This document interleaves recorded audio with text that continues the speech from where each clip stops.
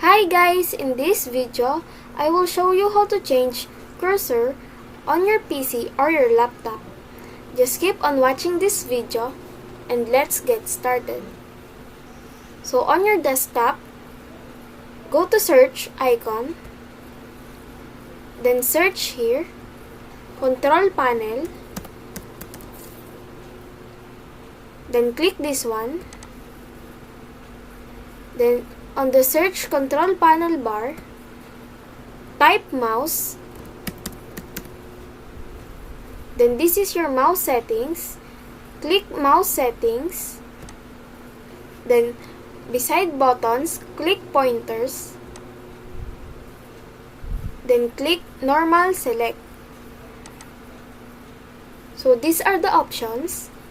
Just choose the cursor you want. For example, I will just click this one, the cross. Then I will just click open. Then click apply and click OK. So as you can see here, my mouse cursor changed. And that's it.